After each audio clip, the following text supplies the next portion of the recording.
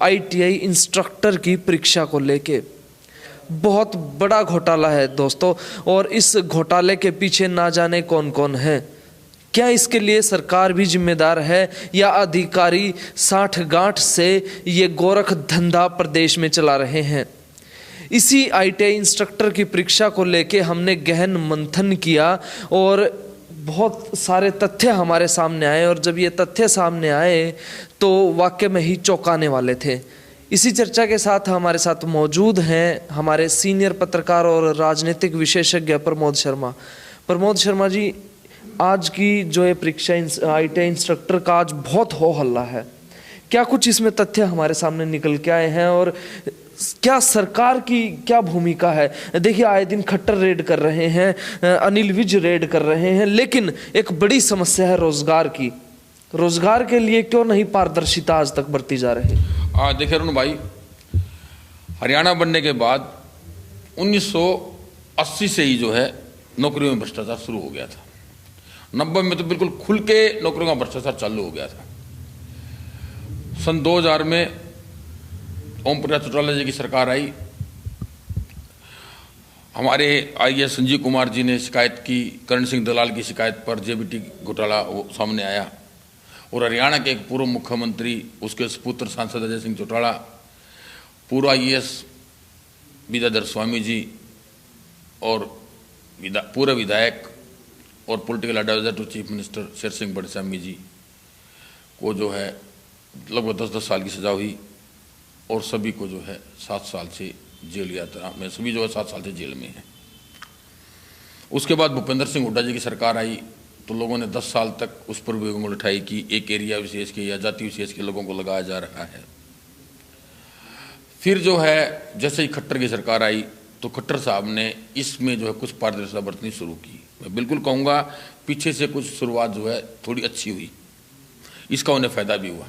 जैसे ही प्रदेश में 18,000 D group की भर्ती हुई, लोगों में एक मैसेज गया कि सरकार जो है ईमानदार तरीके से काम कर रही है। बहुत ऐसे परिवारों के बच्चे भी लगे जिनका कोई पॉलिटिकल कनेक्शन नहीं था। सरकार को उसका बहुत बड़ा लाभ मिला। जींद उपचुनाव में इलेक्शन से 10 दिन पहले लिस्ट जारी की। कांग्रेस और कई विपक्षी पार्टी जेजेपी ने भी उस पर जो हावला मचा की इलेक्शन के बीच में लिस्ट जारी कर दी। अकेले जींद विधानसभा से लगभग 2000 बच्चों का सिलेक्शन हुआ है, लेकिन फिर भी जो है लोगों ने इसको पॉजिटिव लिया और खट्टर साहब को उपचुनाव में भारी बहुमत से जिताने में डी ग्रुप का बहुत बड़ा योगदान रहा। उसके बाद नगर निगम के चुनाव हुए, उसमें भी जो है बहुत भारी मत से सभी सीटें बीजेपी जीती। फिर जो है इलेक्शन से 1 महीना पहले ही एक बड़ा जो है घोटाला आया कि 80 एसडीओ जो है उसमें से हरियाणा के सिर्फ 2 ही कैंडिडेट लगे। कई बार कहा भर्ती रद्द हो गई, कोई कह रहा भर्ती नहीं रद्द हुई, पूरा मामला उठा। सबसे ज़्यादा हो हल्ला और सबसे ज़्यादा विरोध किया तत्कालीन जेजेपी अध्यक्ष भाई दुष्यंत चौटाला ने, और उसका दुष्यंत चौटाला जी को फायदा भी हुआ और बीजेपी को सबसे ज़्यादा नुकसान हुआ। कह रहे हैं रथ यात्रा से पहले और इस रिजल्ट से पहले बीजेपी को लोग 75 पार, 80 पार, 70 पार, मतलब हर कोई जो है राजनीति कर रहा है कि 60 सीटों तो कम से कम आएंगी। लेकिन बीजेपी जो है 40 पर पहुंच गई। लोगों में एक नेगेटिव इफेक्ट गया कि हरियाणा से बाहर के युवाओं को रोजगार मिल रहा है, नौकरियों में करप्शन शुरू हो गया है, अफसरशाही हावी है। मुख्यमंत्री जी की समझ में भी आया कि हाँ कुछ गलत हुआ है, लेकिन मुख्यमंत्री जी ईमानदार है, मैं इस बात को आज भी मानता हूँ। उनके नीचे के ऑफिसर हैं वो बिल्कुल ईमानदार नहीं है। मुख्यमंत्री एक जाति विशेष के लोगों से बड़ा प्रेम दर्शा रहे हैं। हर बोर्ड के चेयरमैन, सदस्य, मेंबर और ये जो है आईएएस अफसर वही एक ही जाति विशेष के अपने निजी एजेंटों को लगा रहे हैं। एसएस बोर्ड के चेयरमैन भारत भूषण भारती जी को पीछे सस्पेंड भी कर दिया गया था। उन पर बहुत सारे आरोप भी लगते हैं। उनके सुपुत्र का भी नाम जो है नगर पालिका चेयरमैन पीवा के उसमें कांड में भी आया था। बलबीर सिंह सैनी जो पूर्व मंत्री हैं, उन्होंने एक ऑडियो भी लीक की थी। उनकी बातचीत हुई थी वहाँ के तत्कालीन जो अध्यक्ष थे नगर पालिका के, उनसे कि कितने पैसे का लेन देन हुआ। इसके बाद भी जो है यथास्थिति उन्हें बनाए रखा। भारती जी को, भारत भूषण भारती जी पर विश्वास ज़्यादा है मुख्यमंत्री जी का। अब हम जो बात कर रहे हैं वो सबसे बड़ी बात कर रहे हैं जो घोटाला हमारे सामने आया है skill development and industrial training department के 3208 इंस्ट्रक्टर की भर्ती का। देखिए, पहले तो इस भर्ती पर ही आरोप उठने शुरू हो गए हैं, क्योंकि 2016 तक जो 1410 अनुबंध के आधार पर इंस्ट्रक्टर लगे हुए थे। डिपार्टमेंट ने एडवर्टाइजमेंट देकर सभी फॉर्मेलिटी पूरी करके उन्हें लगाया था। इससे पहले 2014 की पॉलिसी के अकॉर्डिंग लोग 946 इंस्ट्रक्टर जो पक्के हो चुके थे। तो ये इंस्ट्रक्टरों ने कहा भी हमारा ही पक्के होने का हक बनता है, एक टाइम पीरियड के बाद हम भी पक्के हो जाएंगे, सरकार नई भर्ती ना निकाले, और नई भर्ती निकाले तो कम से कम हमारी जो 1410 की जगह छोड़कर निकाली। बाद में जो है 2388 की जो वैकेंसी निकली तो इन्होंने जस्टिस रितु बारिक ने CWP 2981/2019 में एक केस में फैसला सुनाया कि इन 1025 को छोड़कर शेष पदों पर भर्ती कर ली जाए। फिर दोबारा रीएड कर दी गई और वैकेंसी हो गई 3208। 4 दिसंबर 2019 को जस्टिस वालिया जी ने, RS वालिया जी ने भर्ती चालू रखने लेकिन आगामी कार्रवाई न करने का आदेश दिया। यानी जो 1410 इंस्ट्रक्टर थे उन्हें भी भर्ती में बैठने के लिए बोला, और ये आगे भी आगामी जो है रिजल्ट वगैरह या रिजल्ट अभी ना निकालें और डॉक्यूमेंट्स वगैरह वेरीफाई ना करें। अब शुरुआत होती पेपर लीकेज कांड से। जो ITI इंस्ट्रक्टर का पेपर है उसकी शुरुआत में जैसे लीकेज के मामले सबसे पहले 5 दिसंबर को चंडीगढ़ पुलिस ने नीतीश कुमार नाम के एक व्यक्ति को चंडीगढ़ में गिरफ्तार किया। हाँ, नीतीश कुमार को पकड़ा गया तो उसने बताया भी industrial area phase number 3 plot number 153 में मैफलटेक जो कंप्यूटर लैब है वो उसमें मैनेजर था। नीतीश कुमार से सख्त पूछताछ की तो उसने बताया जी मैं तो सिर्फ केयर टेकर हूँ, इसका असली मालिक तो राकेश, मंजीत, सुनील और अजय है। उसकी कॉल रिकॉर्डिंग चेक की गई तो कॉल रिकॉर्डिंग से पता लगा कि 4 तारीख को राकेश का उसके पास फोन आया कि मैं जो पेपर अरेंज कर रहा हूँ कल चंडीगढ़ सेंटर के लिए तुम बच्चों को, स्टूडेंट को बुलाओ। बाद में उसका दोबारा फोन आया कि 100 का पेपर नहीं लिया गया है, लेकिन शाम का जो पेपर हो मेरे पास ही हाथ में है, तुम सभी स्टूडेंट को बुला लो। हर स्टूडेंट को बुलाया गया, प्रत्येक स्टूडेंट से 10 से 12 लाख रुपए में सौदा तय हुआ। पुलिस ने उसको गिरफ्तार कर लिया नीतीश को। एक तरफ जो है SSC का पेपर लीक नहीं हुआ, दूसरी तरफ जो है पुलिस ने खुद कहा कि पेपर लीक हुआ है और कल जो है उसकी जमानत याचिका रद्द होगी कि अभी हमें जो है पेपर लीकेज के लिए से पूरी कार्रवाई करनी है, सभी प्रोसीजर पूरे करने हैं।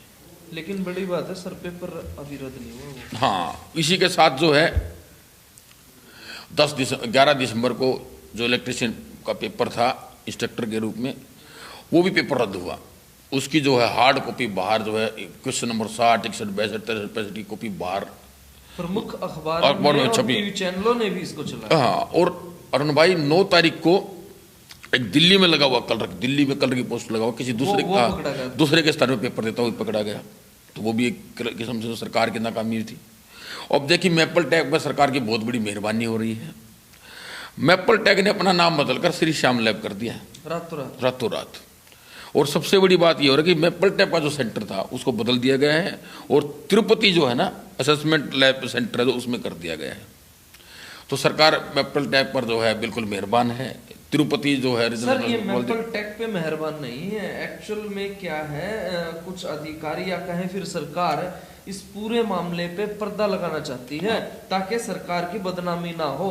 जो ईमानदारी का बैज लगाया है सरकार ने डी ग्रुप की नौकरियों के बाद खुद पे, वो चाहते हैं उसकी चमक बरकरार रहे। नहीं अरुण भाई ये बिल्कुल है, लेकिन मैंने जो मुख्य जो हम लोग अंदर तक है तो हमें पता लगा कि सरकार में मुख्यमंत्री जी ईमानदार है।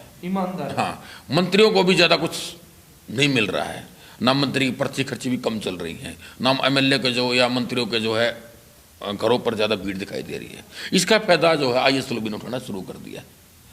SS बोर्ड के मेंबर, IAS जो वहाँ लगे हुए अधिकारी और SS बोर्ड के जो वहाँ लगे हुए अधिकारी हैं वो जो है अपने बंदों को एक लैब बनाकर सेट कर रहे हैं, प्रति व्यक्ति पैसे कमा रहे हैं। बिल्कुल इसमें जो है SS बोर्ड के चेयरमैन से लेकर मेंबर और अधिकारियों का स्पष्ट जो है हाथ है। वरना मैपल टैग को ब्लैक लिस्ट करने के बजाय उसका नाम क्यों बदलते और उसके सेंटर को ट्रांसफर क्यों किया? अगर मैपल टैग में गड़बड़ नहीं तो फिर ट्रांसफर क्यों किया? अगर ट्रांसफर किया तो पेपर रद्द क्यों नहीं किया? 10 तारीख का पेपर, 11 तारीख का पेपर जो बाहर आ रहा है, 9 तारीख को सेंटर में कोई और बैठ रहा है। मतलब भारतीय जी अपनी बदनामी नहीं चाहते, पेपर रद्द करके नहीं चाहते और बच्चों के भविष्य के साथ खिलवाड़ कर रहे हैं। मैं तो ये कहूँगा कि विजिलेंस कि डीजीपी इसकी पूरी जांच करे। इसमें बहुत बड़ी मछलियां जो है शामिल हैं। किसी छोटे अधिकारी किसी छोटी मछली को फंसाकर मामले को ना निपटाया जाए, पेपर को पूरा रद्द किया जाए, सारा पेपर जो है दोबारा से सबके पेपर दोबारा लिए जाएं, और जिन लोगों का इसके पीछे हाथ है पूरी कार्रवाई करके दूध का दूध और पानी का पानी किया जाए। देखा आपने कि किस तरह की धांधलेबाजी आज प्रदेश में चल रही है, परीक्षा के नाम पर धांधलेबाजी हो रही है। देखिए, सबसे बड़ा फर्जीवाड़ा तो आईटीआई इंस्ट्रक्टर की जो विज्ञापन है उसी से शुरू हो जाता है, क्योंकि जब सरकार को कर्मचारी चाहिए तो कई सालों से तकरीबन 1400 कर्मचारी जो आईटीआई के इंस्ट्रक्टर पहले से हैं वो काम कर रहे हैं। उसके बावजूद जो है और पोस्ट निकाली गई, पब्लिश की गई। मैं अरुण भैया को बताता हूँ, जब 2014 की पॉलिसी के हिसाब से 940 इंस्ट्रक्टर को पक्का कर दिया गया तो इन सेक्टर में क्या ऐसा मतलब पॉलिसी लाकर या कुछ करके नहीं कोई नहीं पक्का किया जा रहा है, इन्हें स्पेशल जो है मेरिट में अलग स्थान देकर क्यों नहीं किया जा रहा, जब इनको मैं आपको एक बात और बताता हूँ, इन लोगों को 1 नवंबर 2017 से समान वेतन समान काम पे लागू किया जा रहा है। मतलब जैसे इनको 35-36 हज़ार रुपये मिल रहे हैं, एचआरए भत्ता वगैरह मिलाकर उनको 42-43 मिलते हैं, सब कुछ मिल रहा है, वही सब कुछ है, लेकिन सिर्फ एक पक्का होने की एक ठप्पा कह सकते हैं। और मैं आपको एक और जानकारी जो बताऊंगा, पिछली बार जो है 70 नायब तहसीलदार की पोस्ट हुई थी, रेवाड़ी में पेपर लीक हुआ था, हर आदमी को पता है कि पेपर मिल गया है। पहली बात तो नायब तहसीलदार जो एक बड़ी पोस्ट होती है, अभी पिछले टाइम हमारे कुछ साथी नायब तहसीलदार लगे थे, 8 साल बाद 10 साल तहसीलदार बने, एसडीएम बन गए। नायब तहसीलदार की भर्ती उस टाइम एसएस बोर्ड ने कही थी, अब इसकी बोर्ड एचपीएससी भर्ती करता है। कम से कम नायब तहसीलदार को एचसीएसएलआईडी में लिया जाना चाहिए, क्योंकि बड़ी पोस्ट है, बड़ी वैकेंसी है, बाद में ये लोग बड़े अफसर बनते हैं, तहसीलदार प्रमोट होते हैं, बाद में जो है कोटे से एसडी में चले जाते हैं। पहली बात तो एचसीएस में जो है नायब तहसीलदार की भर्ती की जाए। फिर आप देखिए, जब 70 भर्ती हुई हैं, सब ने का पेपर आउट हुआ और इतनी बड़ी मेरिट पहुँच गई जो आम कैंडिडेट आम स्टूडेंट कभी नहीं ले सकता। हमारे एक साथी ने बताया कि कुछ लोगों के तो पेपर अपना हैक हो जाते हैं और उनके ऑटोमेटिक पेपर में 5 मिनट के अंदर ही 85 से 90 नंबर आ जा रहे हैं। ये सब एक बड़ा सिस्टम है, एक बड़ी टेक्निकल जो है इसके पीछे सोच काम कर रही है। इसकी पूरी कार्रवाई हो, पूरी जांच हो, ईमानदार और योग्य उम्मीदवार का बिल्कुल जो है शोषण ना हो। देखिए, ये सरकार आने पर हर आदमी की एक बात जरूर पता लगी थी, भाई गांव में, हम भी गांव से संबंधित या शहर में जो होती है कि मेरे से रद्दी आदमी ना लगे, मेरे इंटेलिजेंस लगे, मुझे कोई दुख नहीं है। तो इंस्ट्रक्टर लोगों का यही कहना है, इंस्ट्रक्टर जो अभ्यर्थी की, मेरे से इंटेलिजेंट लग जाए, मुझे कोई दुख नहीं है, जो कोई उम्मीदवार लगे किसी को दुख नहीं है। कम से कम लोगों में एक बीजेपी के नाम पर, मुख्यमंत्री खट्टर के नाम पर एक आस बंधी थी कि ईमानदार और योग्य उम्मीदवारों का सिलेक्शन होगा।